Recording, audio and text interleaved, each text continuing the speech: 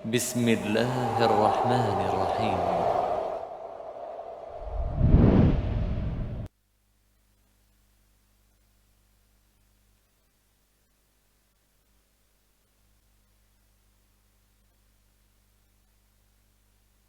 وحده لا شريك له وأشهد أن محمدا عبده ورسوله اللهم صل على محمد وعلى آله وأصحابه أجمعين أما بعد. DKM Masjid At-Tadhkirah yang dirahmati Allah Subhanahu wa taala, jamaah kaum muslimin wal muslimat dan juga adik-adik yang dirahmati Allah Subhanahu wa taala. Kita pada malam hari ini kembali dengan kajian kita Masailul Jahiliyah karya Syekhul Islam Muhammad bin Abdul Wahhab rahimahullahu ta'ala, dan kita sudah masuk ke masalah yang ketiga. Masalah yang pertama yang berkenaan dengan tauhid uluhiyah, di mana perbedaan yang paling menonjol antara Rasulullah SAW dan orang-orang jahiliyah, orang-orang kafir Quraisy, adalah dalam tauhid uluhiyah. Dalam tauhid uluhiyah, di mana orang-orang kafir Quraisy mengira bahwasannya ketika bertawassul dengan orang-orang saleh tersebut, dengan meminta kepada mereka, berdoa kepada mereka, bermunajat kepada mereka, mereka menganggap ini bukan kesyirikan. Justru ini adalah sesuatu yang diridhoi oleh Allah, justru ini adalah sesuatu yang dicintai oleh orang saleh tersebut. Tayyib. Di mana mereka banyak sesembahan mereka bukan hanya menyembah orang-orang soleh yang sudah meninggal saja, mereka menyembah jin, menyembah arwah-arwah, menyembah malaikat, menyembah bintang-bintang dan lain sebagainya. Di antaranya yang mereka sembah adalah orang soleh yang sudah meninggal.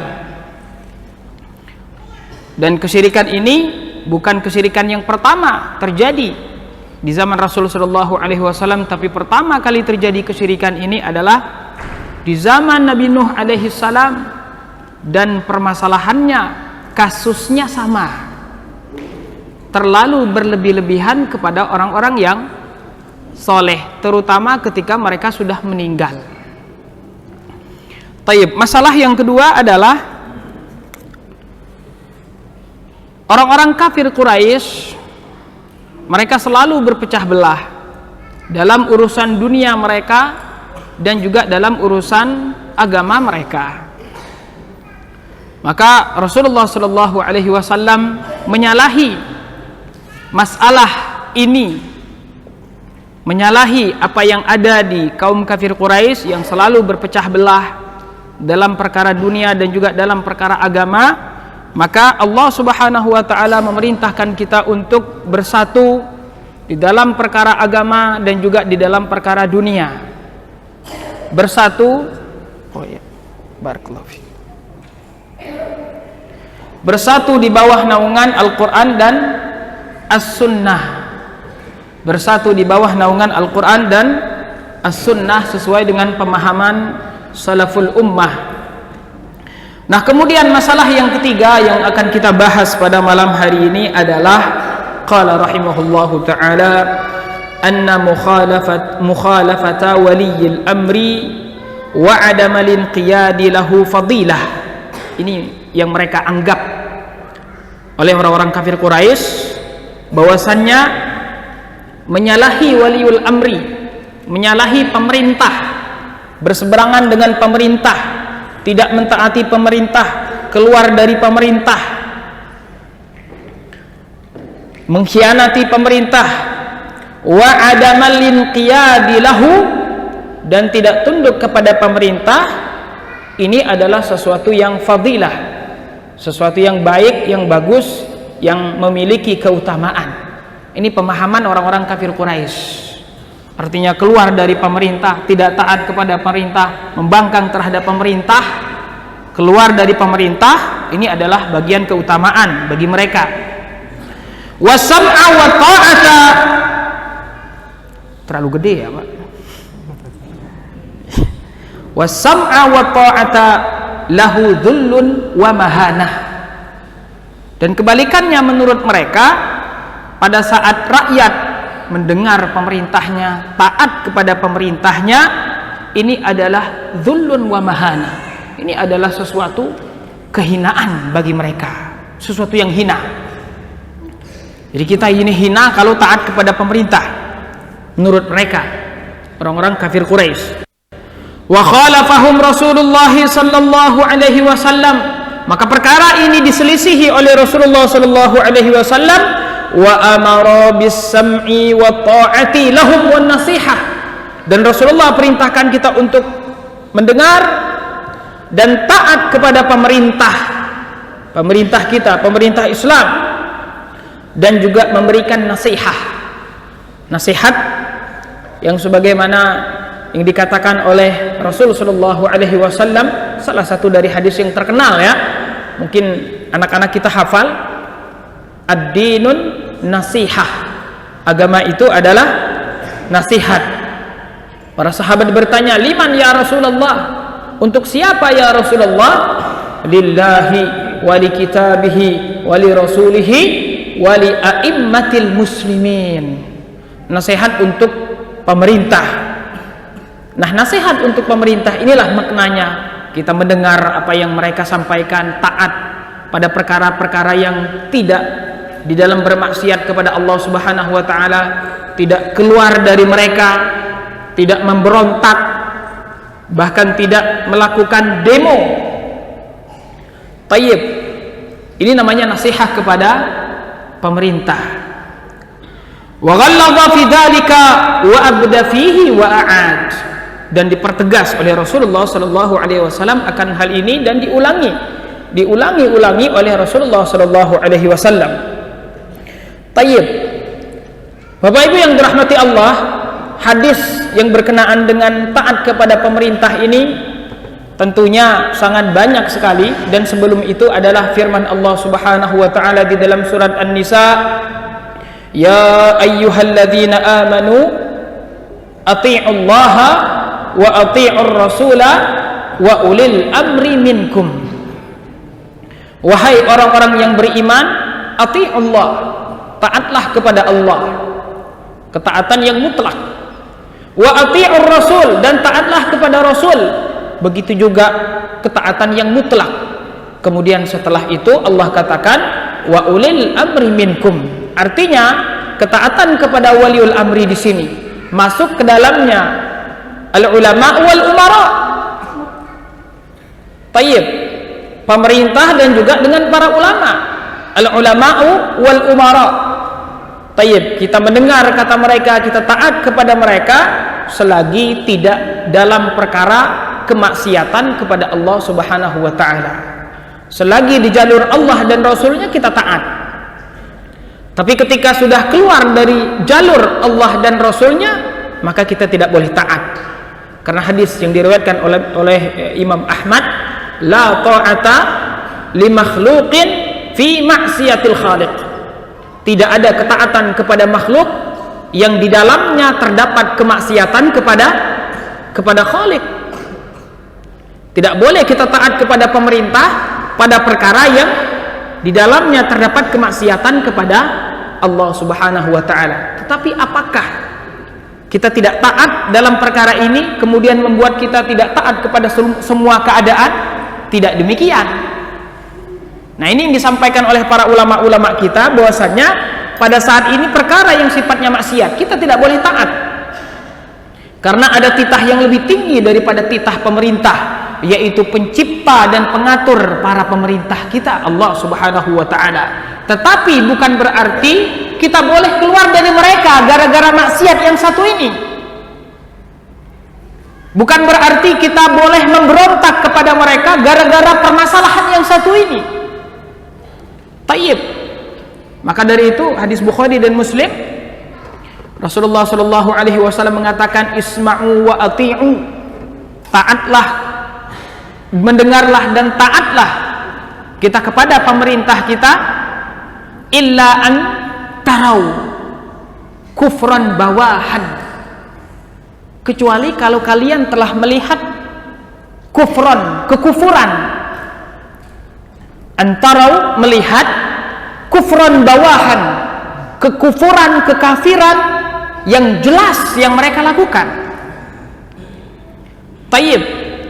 Wa indakum alaihi minallahi sultan, dan kalian mengetahui dengan betul, dengan jelas, dengan yakin ada burhan. Wa indakum alaihi minallahi burhan, dan kalian memiliki dalil tentang hal itu. Artinya kalian betul-betul tegakkan dalil itu, artinya pahami dalil itu, benar-benar kemudian memahami dalil tersebut. Jadi bukan permasalahan yang para ulama berbeda pendapat di situ, bukan permasalahan yang kita sendiri masih ragu-ragu tentang kebenarannya yang diketahui oleh para ulama kibar yang kita belum mengetahuinya. Maka di sini Syekh Ibnu Utsaimin rahimahullahu taala ada 3 syarat kalau seandainya seseorang mau keluar dari pemerintah. 3 atau 4? 3 ya di sini ya. Yang kalau kita bagi di sini, yang pertama adalah kita betul-betul melihat. Jadi harus betul-betul yakin, bukan sekedar dhon. Jadi kekufuran yang dilakukan pemerintah itu betul-betul kita lihat, kita yakin memang betul itu dilakukan, bukan hoax, bukan prasangka, bukan ada berita ini berita itu kemudian kita langsung menilai dan lain sebagainya. Ila antarau kufran, kekufuran bukan maksiat. Jadi kekufuran yang memang dikatakan para ulama itu hukumnya kufur, bukan perkara maksiat. Adapun perkara maksiat tidak sah bagi kita untuk keluar dari pemerintah. Pemerintah kita minum khamar, pemerintah kita berzina misalnya, pemerintah kita makan riba, apapun selain dari kekufuran yang mereka lakukan, hal tersebut tidak mengizinkan kita untuk keluar dari pemerintah. Karena Rasul katakan di sini illa antarau kufran, bukan fiskon, bukan kefasikan, bukan maksiat, bukan dosa-dosa besar. Khilafan lil khawarij, berbeda dengan kelompok khawarij yang menghakimi atau yang menghukumi pelaku dosa besar hukumnya adalah kafir. Ini keyakinan khawarij. Adapun keyakinan kita ahlus sunnah wal jamaah yang bermanhaj para sahabat dan para tabi'in, manhaj salafus salih, bahwasanya pelaku dosa besar dia masih seorang muslim naqisul iman, imannya sedang turun. Tayyib. Jadi tidak boleh dihukumi dengan kafir, berbeda dengan khawarij, atau juga berbeda dengan mu'tazilah yang menghukumi orang yang melakukan dosa besar dengan hukum dia katanya tidak kafir dan tidak muslim. Mu'tazilah. Terus gimana? Fi manzilatin baina manzilatain katanya. Dia berada di posisi di antara iman dan kufur katanya. Ini pendapat Mu'tazilah, mudzabdzab. Terus bagaimana di akhirat? Kalau di akhirat pendapat Khawarij dan Mu'tazilah sama. Mereka masuk ke dalam neraka, kekal di dalamnya. Tayyib. Nah, illa antarau kufran bawahan, kufur yang memang jelas. Dan yang menghukuminya tentu para ulama dalam hal ini, yang betul-betul tahu ini kufur atau tidak. Maka dari itu selalu kita harus merujuk kepada para ulama, mendatangi para ulama, bertanya kepada para ulama, rindu duduk di dekat para ulama, selalu menyertai para ulama kita, ulama ahlus sunnah wal jamaah. Maka dari itu kalau ada ulama datang ke Indonesia, kalau kita tidak bisa ketemu itu rasanya sedih, Pak. Betul itu. Tayyib. Kadang ada datang para ulama, tahu-taunya udah pulang, nggak ada informasi seperti itu. Kita harus sedih. Tayyib. Karena memang mereka inilah yang kemudian sampai kepada darajatul ijtihad, yang kemudian menetapkan hukum. Dan inilah perintah dari Allah Subhanahu wa taala, fas'alu ahla dzikri in kuntum la ta'lamun. Ahla dzikri di sini siapa? Para ulama. Bukan para asatis. Para asatis ini tugasnya menyampaikan apa yang disampaikan para ulama, meneruskan, menyambung lidah apa yang disampaikan oleh para ulama. Tayyib. Makanya kita baca kitab syarah penjelasan para ulama, disampaikan kepada umat. Nah, kalau bapak-bapak semua di sini semuanya bisa bahasa Arab, maka kita ya mau tidak mau kajiannya harus dengan para ulama gitu. Ya, karena memang hukum dasar, hukum asal menuntut ilmu itu dengan para ulama. Ketika tidak ada para ulama, ya barulah kita belajar dengan para asatis. Dan asatis pun ada asatis senior, ada asatis sedang, itu ya. Ada asatis junior, gitu. Terus ada lagi yang baru lulus, gitu kan. Ada yang masih belajar, ada yang masih di bangku SMA, gitu ya. Seperti itu. Bisa jadi ada santri yang tamat SMA atau MA, tamat pesantren, pulang kampung, tapi rasanya rasa ulama. Kenapa? Ya, karena memang nggak ada yang lebih paham dari dirinya. Tayyib.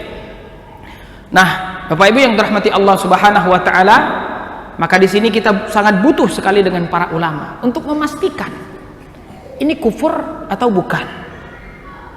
Tayyib. Illa antarau kufran bawahan. Tayyib. Indakum alaihi minallahi burhan. Dan kita memang memiliki burhan, memiliki petunjuk, memiliki dalil yang jelas akan hukum dari apa yang mereka lakukan. Misalnya ada pemerintah mengatakan, "Oi rakyatku, sembahlah saya," gitu kan. "Hai rakyatku, mari kita menyembah selain Allah." Tayyib. Dan lain sebagainya yang sifatnya kufur. Tayyib. Atau menghalalkan apa yang diharamkan oleh Allah Subhanahu wa taala dengan jelas. "Wahai rakyatku, jangan sholat." Ngapain sholat? Tidak boleh ada yang sholat. Nah, ini baru kita melihat perkara yang berbeda. Dan ini pun kata para ulama, tetap saja ketika misalnya hakimnya mungkin kafir, tapi tetap saja melihat kudrah kita, kemampuan kita. Kalau seandainya kita tidak mampu, maka tetap saja tidak boleh kita keluar dari pemerintah walaupun kafir. Kita tidak mampu. Kenapa?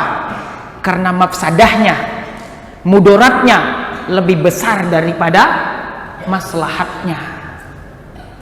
Kenapa kalau keluar? Kan kita harus keluar, Ustaz. Keluar pakai apa? Pisau dapur. Terus dalam sejam rata perkampungan kita. Ini mafsadah, mudaratnya. Maka dari itu kita lihat bagaimana kejadian-kejadian di beberapa negara Arab pada saat mereka keluar dari pemerintah mereka. Apa yang terjadi? Bukannya bertambah baik keadaan mereka, justru bertambah buruk. Suriah misalnya. Ini kalau nggak dengar kata ulama, ini gara-gara nggak dengar kata ulama. Coba kalau dengar kata para ulama, mereka yang ngasih penjelasan, yang ngasih petunjuk. Tayyib. Maka dari itu Islam, agama kita, Bapak Ibu yang dirahmati Allah Subhanahu wa taala, adalah agama satu-satunya yang betul-betul menata keluarga, menata umat, menata bangsa kita ini. Tayyib. Agar menjadi negara yang adil, makmur, tentram, aman. Dan kita alhamdulillah, negara kita Indonesia negara Islam. Kalau ada yang mengatakan negara Indonesia ini bukan negara Islam, itu khawarij. Apalagi yang mengatakan misalnya negara kita negara tauhid, itu jelas khawarij. Atau yang mengatakan, waduh saya nggak ada presiden saya nggak ada, presiden saya kalah misalnya. Ini juga khawarij. Bahkan kita wajib mengakui bahwa pemerintah kita saat ini memang adalah pemimpin kita. Pak Jokowi, belak-belakan aja. Tayyib, Pak Jokowi adalah pemimpin kita, pemerintah kita. Harus ada bai'ah, pengakuan di dalam diri kita bahwasanya beliau pemimpin kita. Kalau ada orang yang mengatakan saya emang nggak punya presiden, presiden ente apa? presiden saya kalah, Pak. Nah, inilah politik dibawa-bawa ke ini. Tidak, kita harus mengakui beliau sebagai pemimpin kita yang sah, wajib taat, wajib mendengar. Apalagi beliau seorang muslim, ya, kita berdoa kepada Allah Subhanahu wa taala agar beliau lebih bagus lagi di dalam menata umat, ditolong oleh Allah Subhanahu wa taala di dalam menata umat. Tayyib, kita dukung apa yang beliau sampaikan yang berkenaan dengan kebaikan-kebaikan kita, bukan menjilat, Pak. Ini kadang ada orang kelompok-kelompok hizbiyun yang menganggap bahwasanya ulama-ulama sunnah itu ulama-ulama pemerintah, katanya menjilat pemerintah. Subhanallah, ini manhaj Rasulullah Shallallahu Alaihi Wasallam sendiri yang mengatakan demikian. Kita harus taat dan mendengar pemerintah kita, bukan menjilat. Dan kita juga tidak menerima secara mutlak. Kita menerima dari pemerintah kita apabila itu sesuai dengan Al-Quran dan As-Sunnah, bukan perkara-perkara maksiat. Tayyib, kalau perkara-perkara maksiat tetap saja kita tidak tetap berpegang kepada Al-Quran dan Sunnah, tapi tetap kita mendengar dan taat kepada pemerintah. Ati' wa in akhadha malaka wa daraba dhahrak. Sampai segitunya Rasul sallallahu alaihi wasallam mewasiatkan kita. Tetap kita harus taat kepada pemerintah. Wa in akhadha malak, dia mengambil hartamu. Jadi harta kita peras, harta kita diperas oleh pemerintah. Ini misalnya. Atau mungkin kita dihukum. Baik. Maka tetap saja kita tidak boleh menanggalkan ketaatan kita kepada pemerintah. Man mata wa laysa fi unuqihi bai'ah mata mitatan jahiliyah. Barang siapa yang dia meninggal dan dia tidak memiliki baiat kepada pemerintahnya, maka dia mati seperti matinya orang-orang jahiliyah. Kenapa? Karena orang-orang jahiliyah mereka tidak punya pemimpin. Mereka hidup berkelompok-kelompok. Ketika terjadi permasalahan perang, tidak ada yang menjadi penghukum mereka, tidak ada yang menjadi pengatur mereka. Maka hidupnya fawdha, hidupnya berantakan. Maka dari itu Islam melihat taat kepada pemerintah walaupun zalim ini lebih baik daripada tidak punya pemerintah sama sekali. Taat kepada pemerintah walaupun zalim ini lebih baik daripada tidak punya pemerintah sama sekali. Siapa yang akan menegakkan hudud kalau bukan pemerintah? Hudud, ya, kalau kita berbicara tentang misalnya pelaksanaan hukum Islam, siapa yang akan mengembalikan hak seorang muslim yang diambil oleh muslim yang lain? Kecuali kalau pemerintah yang bisa mengambil. Bahkan kita misalnya ada orang berhutang kepada kita dan orang tersebut tidak mau membayar misalnya, tayyib, matlul ghani, zulm. Terus kita bagaimana cara mengambil hartanya? Lewat apa? Lewat pemerintah.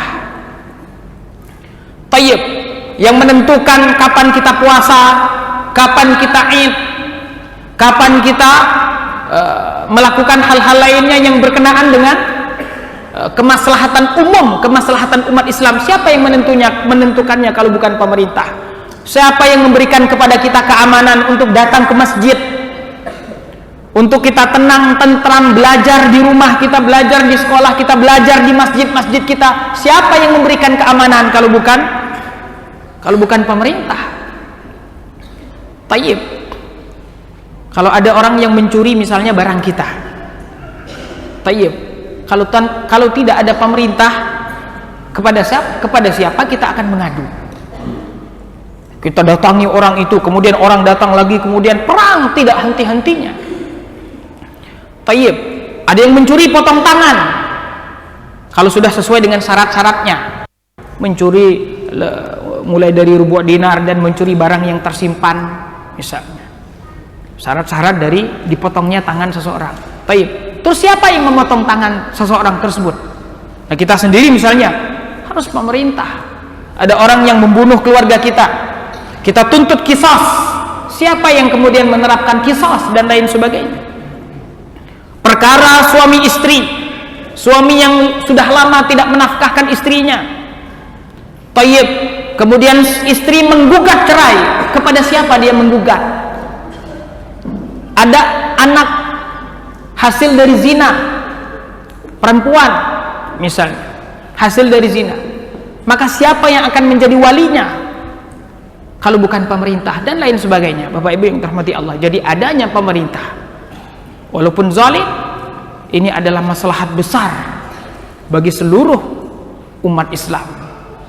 Maka agama Islam lebih mengedepankan ketenangan, ketentraman, kedamaian. Inilah agama Islam, agama keselamatan, dan tidak ada syariat yang mengatur begitu detail dalam permasalahan ini kecuali dalam agama Islam. Kita lihat saja negara-negara kafir barat, iya kan? Ketika tidak suka dengan pemerintah, ya atas nama demokrasi ya bebas-bebas saja, iya kan? Mencela pemerintah, bahkan membunuh pemerintahnya, melakukan demo, ya, berdiri di atas mimbar, iya kan? Tayyib. Maka kalau ada orang-orang yang kemudian berbicara tentang keburukan pemerintah di khalayak umum atau juga di media-media sosial misalnya, maka khawatir ini ada bibit-bibit khawarij. Kalaupun ada kesalahan di pemerintah, maka seharusnya yang kita lakukan adalah sampaikan nasihat tersebut kepada pemerintah. Bukannya kita berdiri di atas mimbar kemudian menyebutkan kejelekan-kejelekan pemerintah. Nasihat kita tidak sampai ke pemerintah, yang terjadi hanyalah apa? Fitnah. Yang terjadi hanyalah fitnah, bukan perbaikan. Kalau kita betul-betul seseorang tersebut menginginkan kebaikan, menginginkan nasihat, sampaikan kepada pemerintah. Kirim utusan ke sana, tulis surat, tayyib, atau kepada orang yang bisa menyampaikan ke sana, kepada wakil-wakil di sana.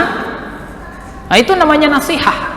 Ini yang dilakukan oleh para ulama-ulama salaf, dan ini salah satu dari usul dasar manhaj salaf. Usul dari manhaj salaf. Jadi kalau ada seseorang keluar dari usul ini, maka dia bukan termasuk ahlus sunnah wal jamaah, imma khawarij, imma mu'tazilah, namanya salah satunya ibadiyah yang sampai sekarang. Ya, Bapak Ibu yang dirahmati Allah Subhanahu wa taala, di dalam hadis Arba'in Nawawiyah yang mungkin anak-anak kita juga hafal, hadis Irbad ibnu Sariyah, tayyib, dikatakan bahwasanya wa'adhana Rasulullah sallallahu alaihi wasallam mau'izatan wajilat minhal qulub wa dharafat minhal uyun. Dia mengatakan Rasulullah pada suatu hari memberikan nasihat kepada kami, nasihat yang membuat hati kami menjadi takut. Rasulullah itu kalau ngomong itu semua sepi, seakan-akan ada burung yang lagi muter di atas kepala. Para sahabat dulu bagaimana dengan Rasulullah sallallahu alaihi wasallam? Tayyib. Wa dharafat minhal uyun. Air mata mereka menetes mendengar wasiat dari Rasulullah sallallahu alaihi wasallam.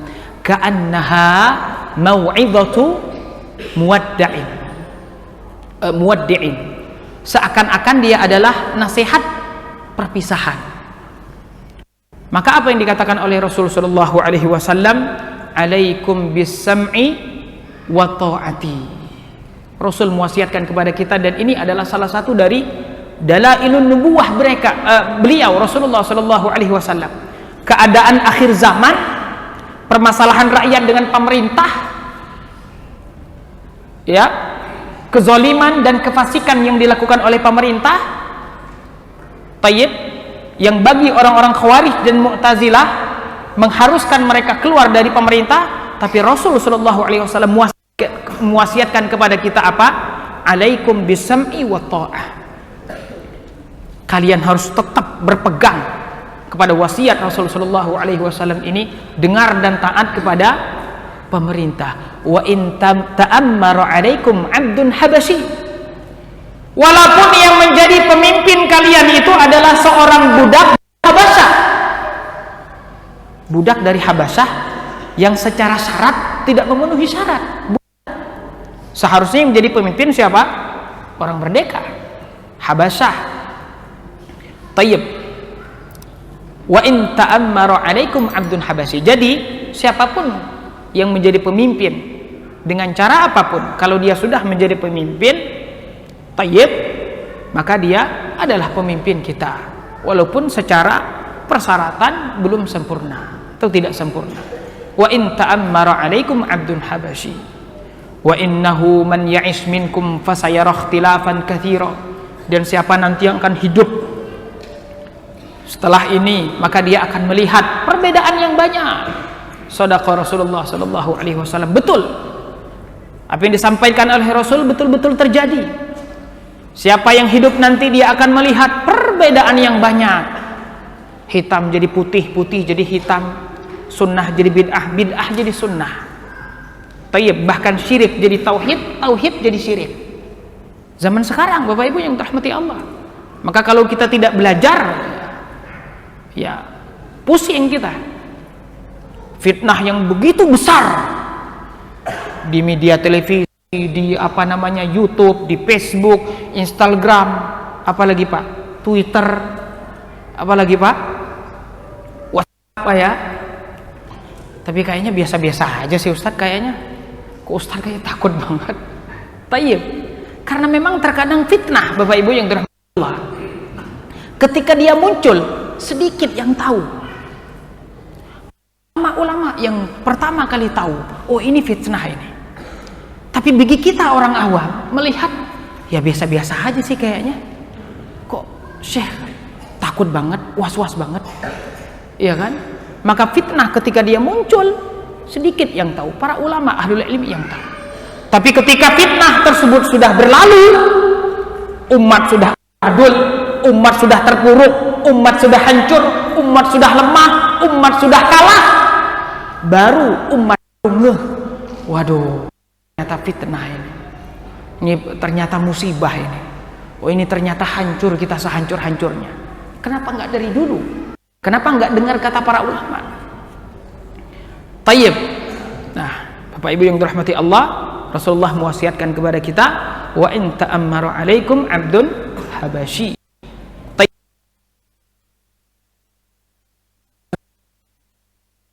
Apa kata?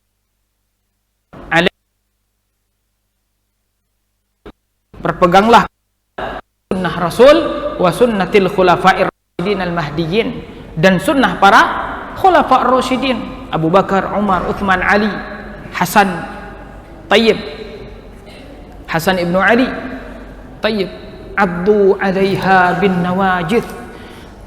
Gigitlah sunnah Rasul tadi, petunjuk Rasul tadi dengan gigi yang paling kuat untuk menggigit, gigi geraham. Abdu 'alaiha bin nawajid wa iyyakum wa muhdatsatil umur. Hati-hati dengan perkara yang tidak diajarkan Rasul. Hati-hati dengan perkara yang tidak dicontohkan oleh Rasul. Hati-hati dengan perkara yang diada-adakan dalam perkara agama. Subhanallah. Jelas sekali ya Bapak Ibu yang dirahmati Allah Subhanahu wa taala. Azan atau lanjut? Oh, itu bukan. Tayyib, lanjut. Tayyib. Tayyib. Barakallahu fiik. Wa amara bis-sam'i wa ta'ati lahum wan nasihah wa ghallaba fi dzalika wa abda fihi wa a'ad. Maka Rasulullah sallallahu alaihi wasallam betul-betul menasihati kita di dalam perkara ini. Kenapa? Karena perkara ini Bapak Ibu yang dirahmati Allah, salah satu yang merusak umat, merusak umat, merusak agama kita, dan juga merusak dunia kita. Barakallahu fiik. Kita stop. Barakallahu fiik wa jazakumullahu khairan. Wassalamualaikum warahmatullahi wabarakatuh. Alhamdulillahi rabbil alamin, wassalatu wassalamu ala asyrafil anbiya'i wal mursalin wa ala alihi wa ashabihi ajma'in, amma ba'du. jamaah kaum muslimin wal muslimat yang dirahmati Allah Subhanahu wa taala. Kita melanjutkan kajian kita dengan kitab Masail al-Jahiliyah atau Al-Masailul Jahiliyah. Tadi kita sudah membahas tentang dasar-dasar akidah Ahlussunnah wal Jamaah tentang bab mendengar dan taat kepada pemerintah. Bahwasanya Rasulullah Shallallahu Alaihi Wasallam menyalahi apa yang ada di masyarakat jahiliyah pada saat itu, yaitu tidak taat kepada pemerintah dan keluar dari pemerintah.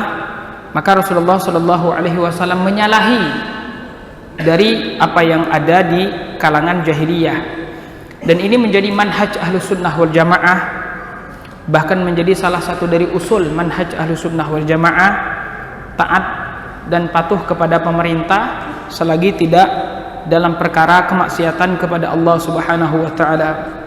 Maka di dalam bab ini Ahlussunnah wal Jamaah wasatun, peran di antara dua kelompok yang menyimpang.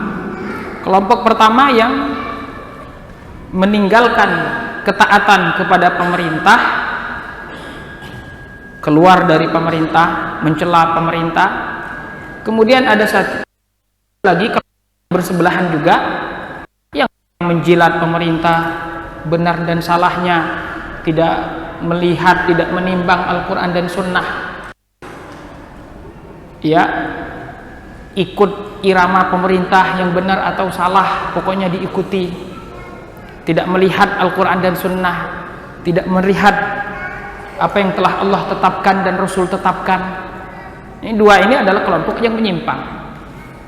Kita Ahlussunnah wal Jamaah taat dan mendengar pemerintah, tayyib. Kita taat pada perkara-perkara yang tidak ada kemaksiatan di dalamnya, dan kalaupun pemerintah kita melakukan kesalahan, kezaliman, kefasikan, kemaksiatan, maka hal itu tidak membuat kita keluar dari pemerintah, tidak membuat kita niat kita hanya ada kepada misalnya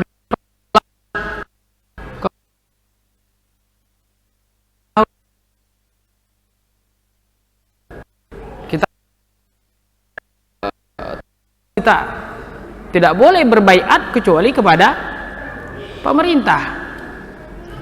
Tayyib, karena nanti kalau banyak yang menjadi pemerintah, umat bingung siapa yang mau diikuti. Tayyib. Kemudian juga tidak boleh ada dalam satu pemerintahan ada dua kepala.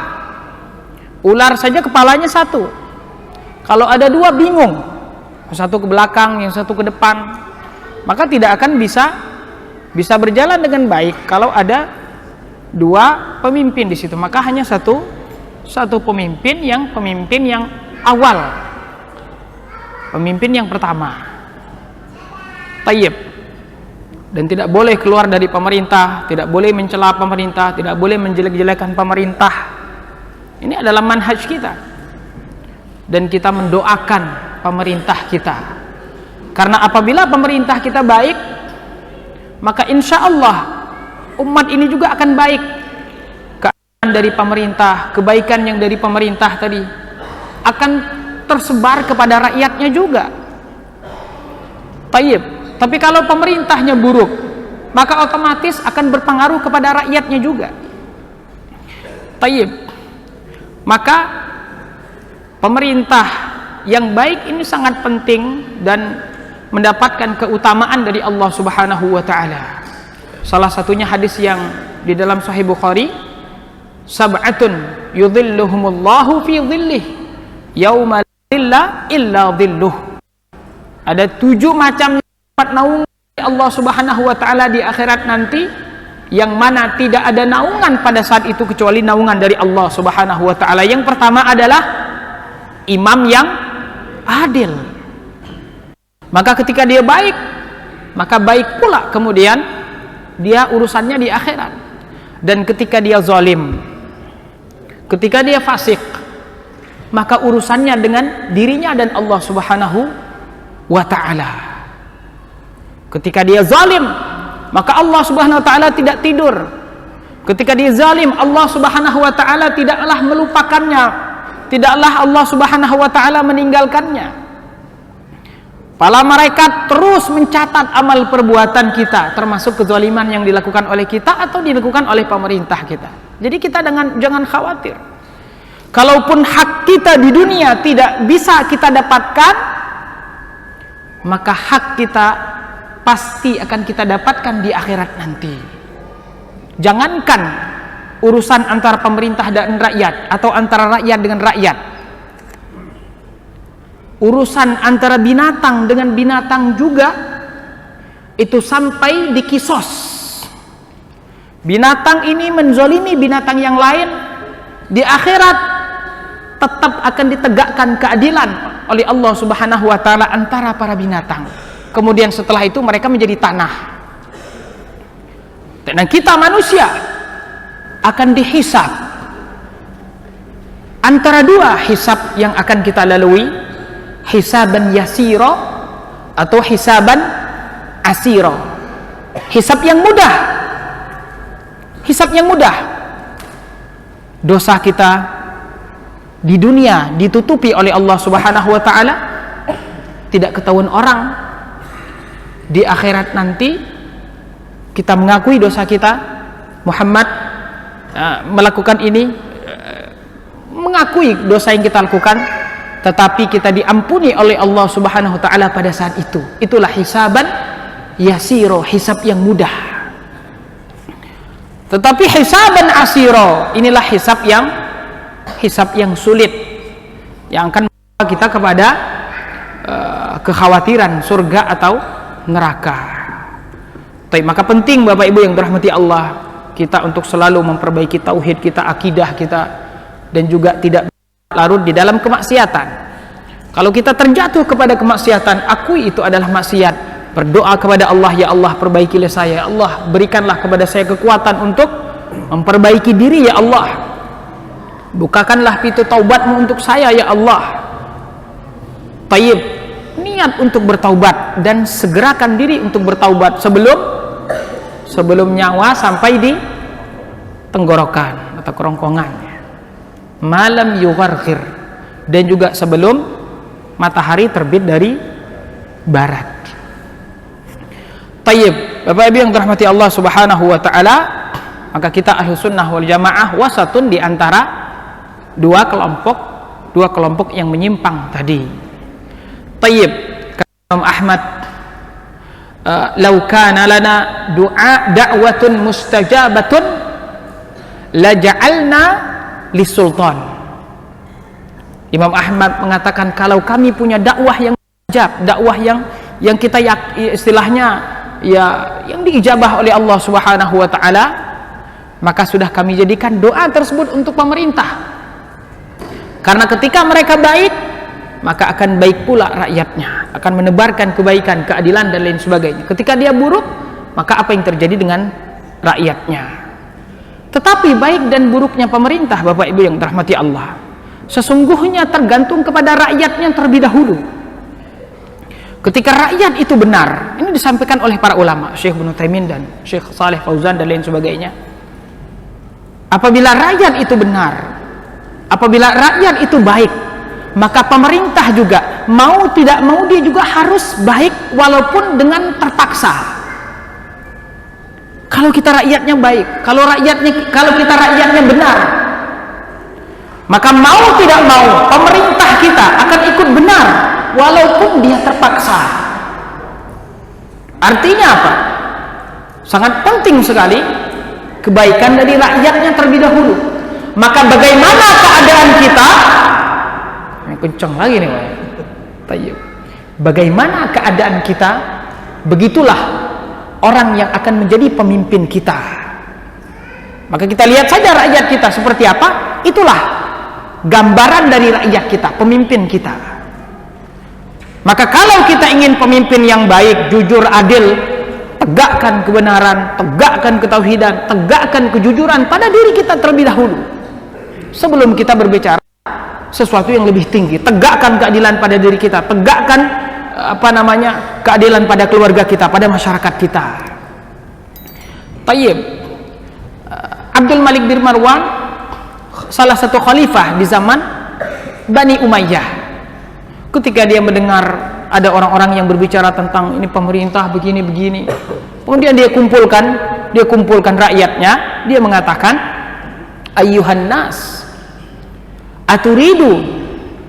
aturiduna ka Abi Bakrin, aturiduna lakum ka Abi Bakrin wa Umar. Apakah kalian mau kami ini pemimpin khalifah pemerintah itu seperti Abu Bakar dan Umar? Maka mereka menjawab, ya mau, karena memang sebaik-baik umat ini, sebaik-baik pemerintah ini, sebagai contoh untuk sepanjang masa adalah Abu Bakar dan Umar. Abu Bakar dan Umar. Maka apa kata Abdul Malik bin Marwan? Tayyib, fakunu karrijalil ladzi wallahumullahu Abu Bakrin wa Umar. Kalau kalian mau kami seperti Abu Bakar dan Umar, maka kalian juga harus menjadi rakyat yang dipimpin oleh Abu Bakar dan Umar. Terus apa? Ya. Maka dari itu ada orang yang datang kepada Ali bin Abi Thalib, salah satu dari Khawarij. Dia mengatakan bahwasanya di zaman Umar, Abu Bakar dan Umar itu enggak ada yang protes, enggak ada yang menentang. Rakyat, masya Allah, dengan pemerintah, cinta dengan pemerintah, dan pemerintah juga cinta dengan rakyatnya. Apa kata radhiyallahu anhu? Abu Bakar dan Umar yang menjadi rakyatnya itu adalah saya dan orang-orang seperti saya. Tetapi katanya, yang menjadi rakyat saya ini adalah Anda dan orang-orang seperti Anda. Diam udah. Tayyib. Jadi kalau seandainya kita mau baik, ya, pemerintah kita mau baik, bangsa kita mau baik, maka perbaiki dulu kita awalan, terlebih dahulu. Setelah itu baru kita menginginkan pemerintah yang baik. Tayyib. Dan alhamdulillah kita bersyukur kepada Allah, negara kita negara Islam, pemerintah kita muslim, ya, banyak kebaikan-kebaikan dari pemerintah kita, walaupun tidak kita bisa melupakan juga hal-hal yang buruk yang ada.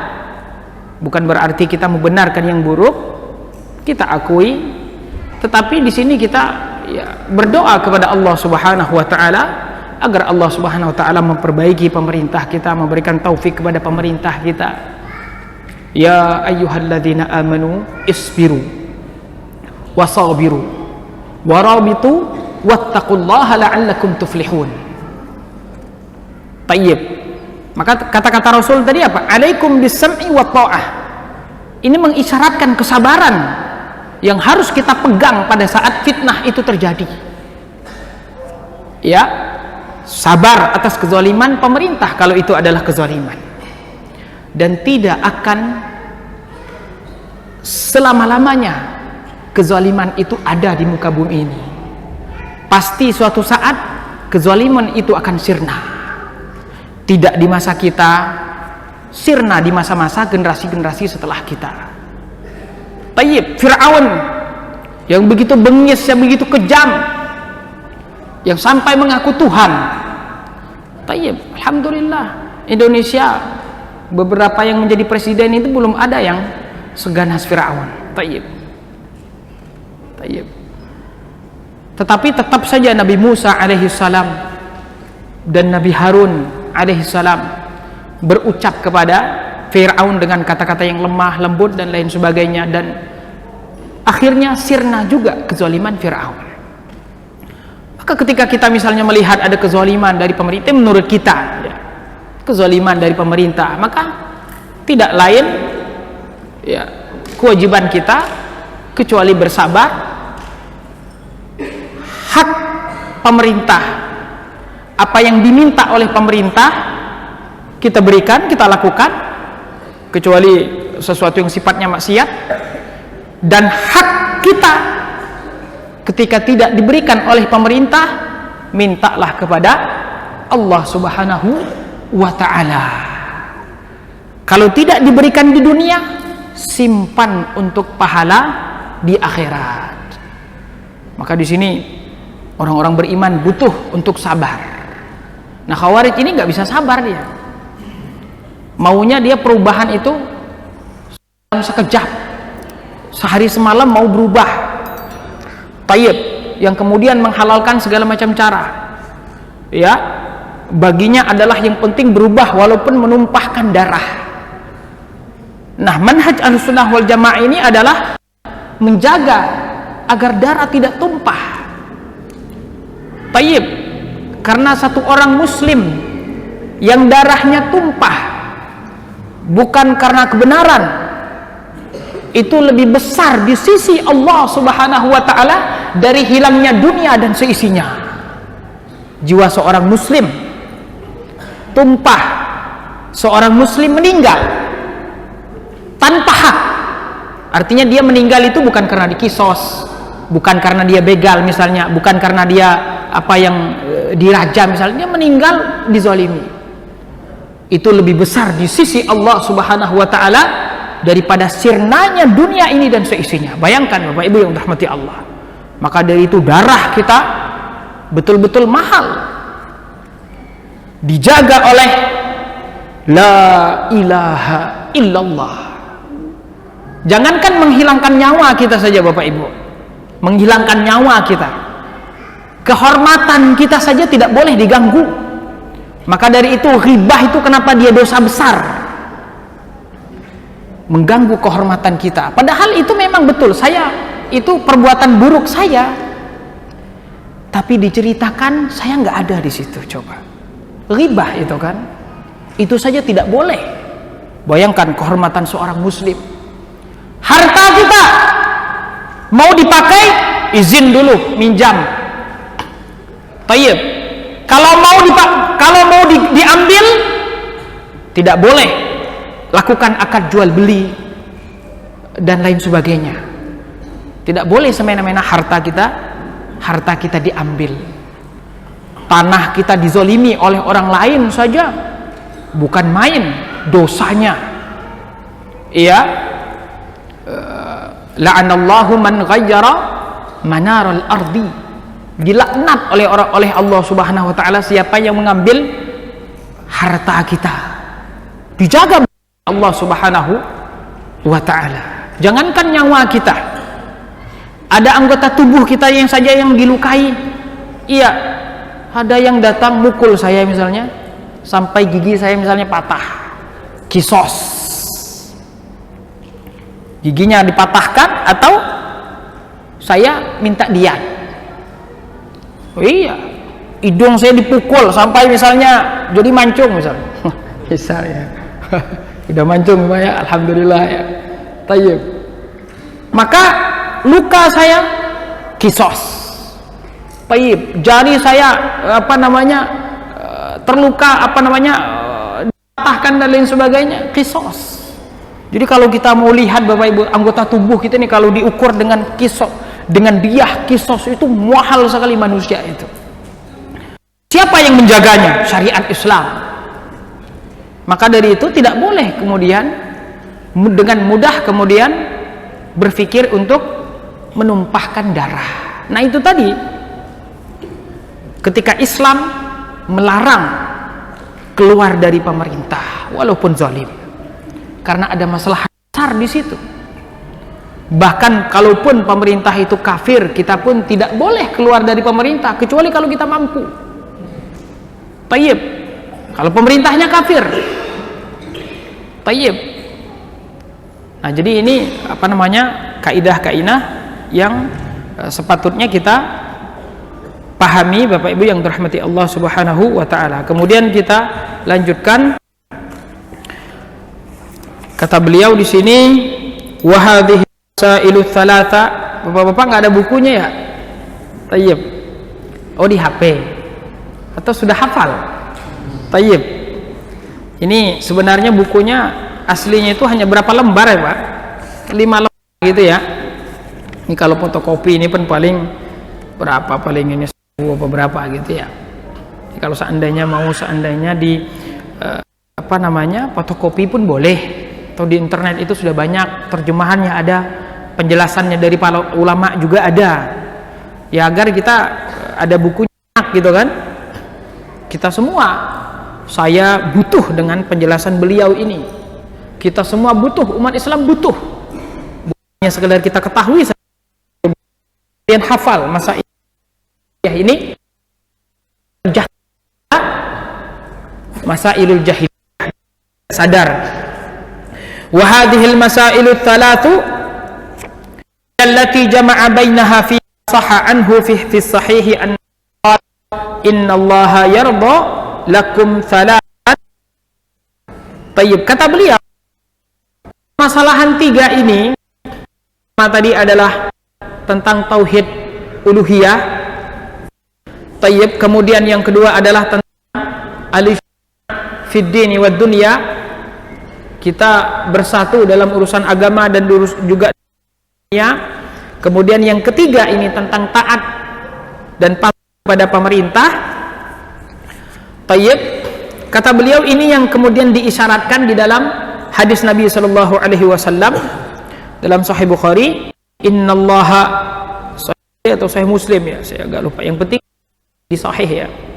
Innallaha yarda lakum thalathan an ta'budu wa la tusyriku bihi syai'a wa an ta'tasimu bihi jami'an wa la tatafarraqu wa an tunasiru man wallahu Allahu amrakum wa lam yaqa' khalalun fi dinillahi dunyahum illa bisababil ikhlali bihadhihi thalathi aw ba'daha. Kata beliau, tiga permasalahan yang pertama dan ketiga inilah yang disebutkan oleh Nabi sallallahu alaihi wasallam dalam hadis, innallaha yarda lakum thalasan, sesungguhnya Allah Subhanahu wa taala ridho untuk kalian tiga perkara. Yang pertama adalah an ta'budu la tusyriku bihi syai'a, kita menyembah Allah Subhanahu wa taala dan tidak menyekutukan Allah Subhanahu wa taala dengan apapun, tauhid. Yang kedua, wa an ta'tasimu billahi jami'an wa la tafarraqu, berpegang teguh bihablillah, tali Allah. Ini adalah Al-Quran dan juga agama Allah Subhanahu wa taala, jami'an wa la tatafarraqu, dan jangan kita. Yang ketiga adalah wa antunasihu man wallahu amrakum, kita memberikan nasihat kepada siapa yang memimpin kita dengan cara mendengar dan mereka kecuali dalam maksiat, kemudian juga tidak keluar dari pemerintah, tidak memberontak pemerintah, apalagi kudeta, haram. Subhanallah ya. Ini kalau orang mengikuti Ahlus Sunnah ini, manhaj salaf ini, sesungguhnya tidak ada yang perlu dikhawatirkan oleh pemerintah. Manhaj salaf ini, Masya Allah, kalau betul-betul memahami manhaj salaf ini, justru akan cinta dengan sunnah, cinta dengan salaf. Iya ya, karena ya beginilah Al-Quran dan sunnah yang menjelaskan cinta kedamaian, cinta ketentraman, cinta persatuan, tidak membuat onar, tidak membuat kerusuhan, bahkan tidak boleh demo. Coba, tidak boleh demo, ini aman tentram ini kalau seandainya manhaj sunnah ini. Tayyib, iya kan? Terus apa lagi? Disuruh sabar lagi kita ini, disuruh sabar atas ya kezaliman yang kita lihat. Subhanallah, coba. Ini wasiat dari Rasul yang kita pegang.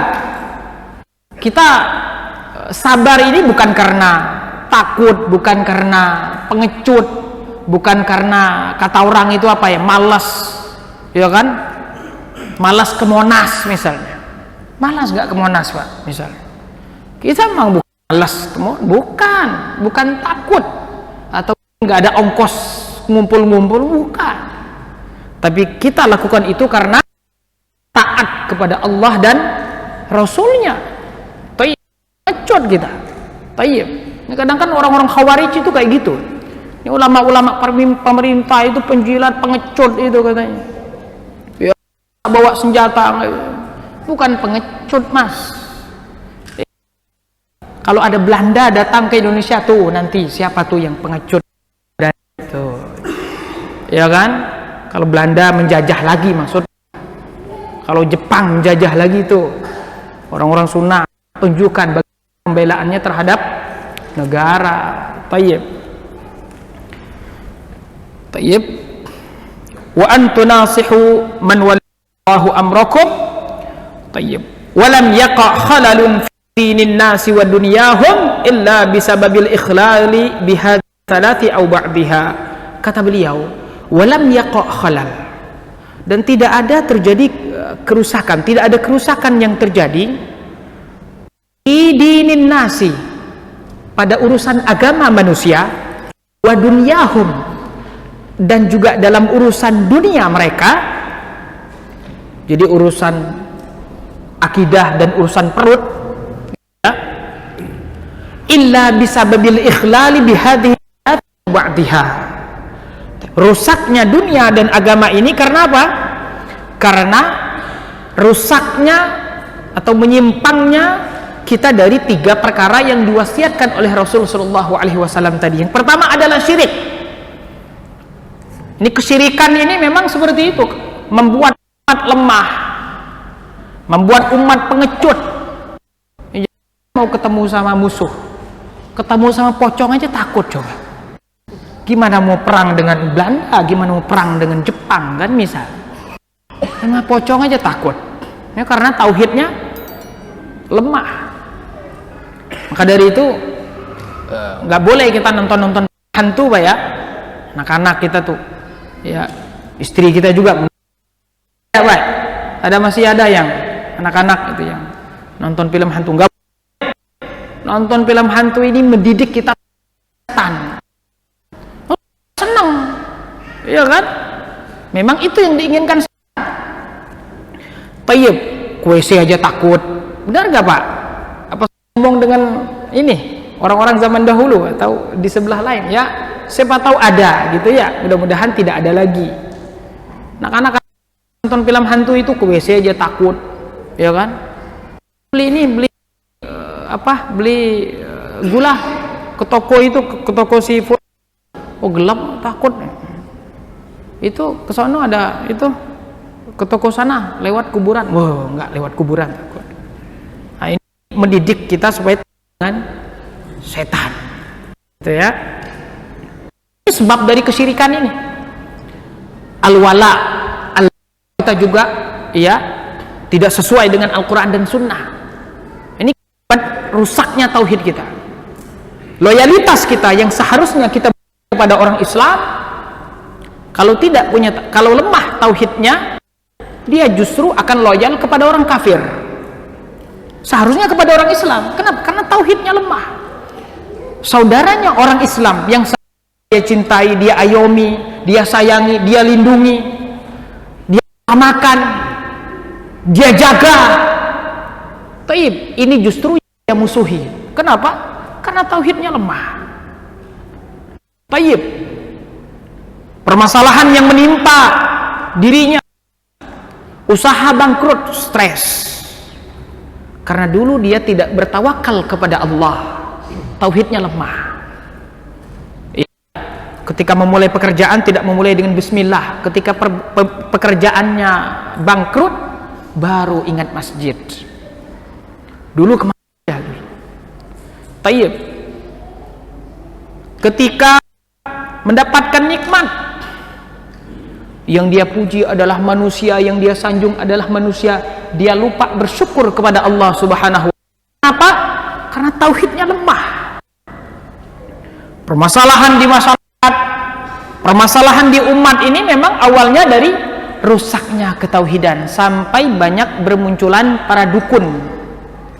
Ini juga akibat dari lemahnya ketauhidan kita. Kenapa dukun itu sampai apa namanya semarak ya, padahal dukun ini kalau dalam di zaman Umar ini udah selesai dukun itu. Tayyib. Nah ini permasalahan juga, bahkan banyak dari anak-anak kita yang kadang masih percaya kepada bintang-bintang, ya, kepada kesialan-kesialan. Ini banyak di masyarakat kita, khurafat-khurafat, sedekah bumi, sedekah laut, dan lain sebagainya.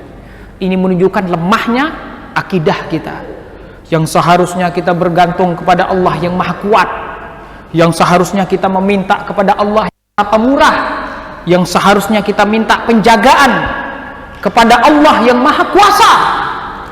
Ini justru kita meminta perlindungan kepada dukun. Yang dukun sendiri kalau sakit itu masih minum obat. Iya, yang bikin terapi supaya kaya, dia sendiri nggak kaya-kaya. Dukun itu kan antara dua. Kalau dia nggak bohong, dia bersekongkol dengan jin. Udah itu aja. Jadi nggak ada benarnya dukun itu. Kalau ada satu benar yang dia sampaikan, misalnya tentang sesuatu yang terjadi di masa depan, maka itu karena dia mendapat kabar dari jin yang mencuri kabar langit. Tayyib, disampaikan kepada dukun tersebut, dan biasanya kalau sudah sekongkol dengan jin, maka ada transaksinya, ada akadnya, ada tumbalnya, dan biasanya tumbalnya adalah kesyirikan. Jin nggak mau bantu kalau tidak memberikan persembahan kepadanya, setan, iblis tadi. Maka dari itu banyak dari para ulama yang menghukumi bahwasanya penyihir itu sudah pasti dia berbuat syirik. Sudah pasti dia berbuat syirik. Kenapa? Karena dia tidak akan sampai pada perdukunannya tadi kecuali memberikan kesyirikan kepada jin tadi, sudah dilakukan transaksi tadi. Tayyib. Atau kalau enggak, dia pendusta, pembohong, ya kayak sulap-sulap gitulah. Tayyib. Sini enggak ada yang tukang sulap ya. Tayyib. Sulap enggak boleh ya. Tayyib. Karena terdapat di dalamnya unsur pembohongan. Tayyib. Kemudian di sini dikatakan apa tadi? Walam yaqa khalalun fi dinillahi fi dinin nasi wa dunyahum illa bisababil ikhlali bihadhihi thalati aw ba'dihha. Yang kedua adalah karena kita meninggalkan ijtima', meninggalkan persatuan dan kesatuan sesama Islam. Kita lebih suka berpecah belah. Nah, ini juga yang membuat rusaknya umat ini.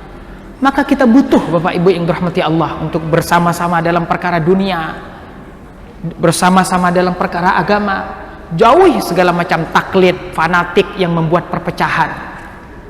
Jauhi permasalahan-permasalahan dan yang merusak keutuhan sesama kita dan lain sebagainya. Tayyib.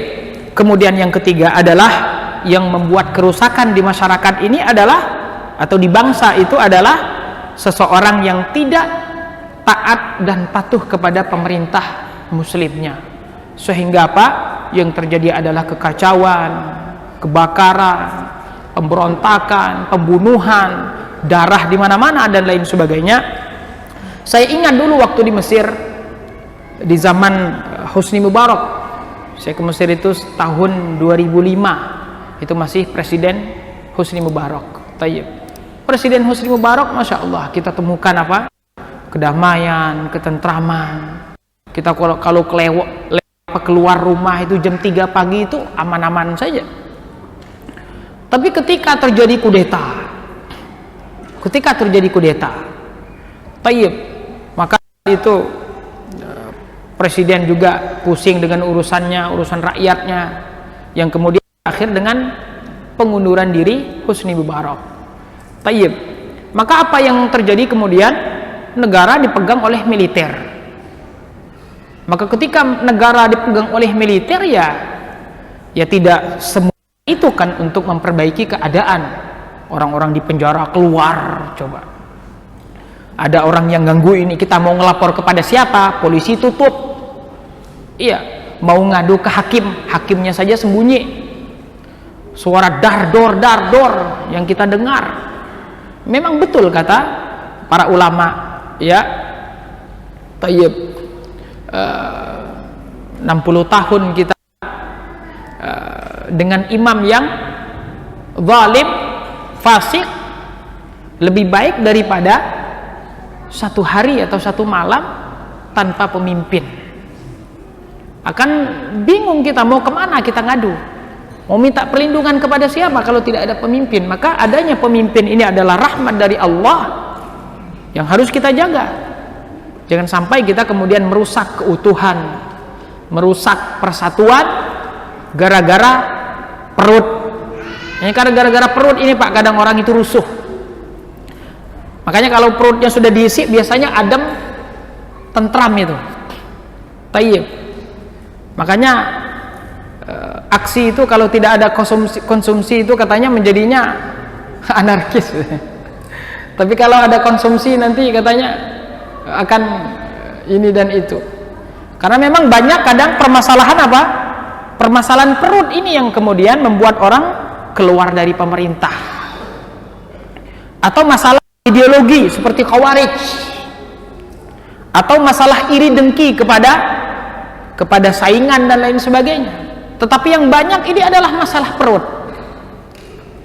Maka dari itu kita kemudian di dalam nas-nas syariat juga ya banyak mengingatkan kita kepada hakikat dunia, agar dunia itu tidak menjadi akbaru hammina.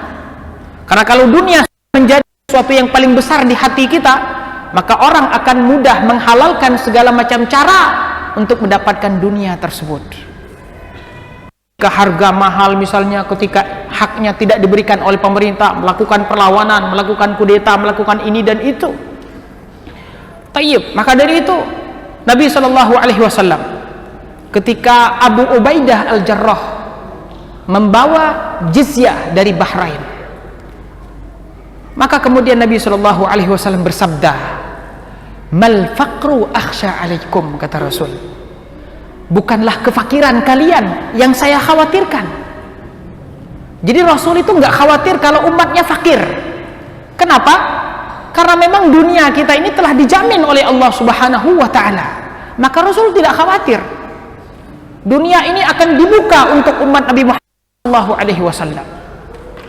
Lihat saja Arab yang dulunya adalah gurun pasir tandus, yang orang-orangnya adalah pengembala unta, pengembala kambing. Tetapi sekarang bagaimana orang-orang Arab? Yatatawaluna ala bina'il bunyan. Ini yang dikatakan oleh Rasul sallallahu alaihi wasallam, wa antaral hufatal uratal alata ri'a asy-sya'i yatatawaluna 'alal bunyan. Baik, ini ciri-ciri dari hari kiamat. Yang dulunya orang-orang biasa-biasa saja sekarang berlomba-lomba di dalam membangun bangunan-bangunan yang tinggi. Mal faqru akhsha alaikum, kata Rasul, saya bukanlah kefakiran kalian umatku yang saya khawatirkan, walakin alladzi akhsha alaikum an tubsata alaikumud dunya, tetapi yang dikhawatirkan oleh Rasul sallallahu alaihi wasallam adalah saat dunia dibentangkan untuk kita, dunia dibentangkan untuk umat Islam. Ini justru yang dikhawatirkan oleh Rasulullah sallallahu alaihi wasallam. Maka kalian kemudian berlomba-lomba seperti orang-orang terdahulu, kama busitat, sebagaimana yang telah dibentangkan kepada orang-orang sebelum kalian, maka kalian berlomba-lomba di dalam mencari dunia tersebut sebagaimana orang-orang dahulu berlomba-lomba di dalam urusan dunia. Maka dunia tersebut membuat kalian lalai sebagaimana telah membuat mereka lalai. Nah, ini Bapak Ibu yang dirahmati Allah Subhanahu wa taala yang dikhawatirkan oleh Rasulullah sallallahu alaihi wasallam. Hubbud dunia yang ada pada diri kita, jiwa kita ini yang membuat kita kemudian gelap mata dan gelap hati. Udah jam 8.10 ya. Mungkin kita cukupkan sampai di sini. Barakallahu fikum wa jazakumullahu khaira walhamdulillahi rabbil alamin. Wassalamualaikum warahmatullahi wabarakatuh.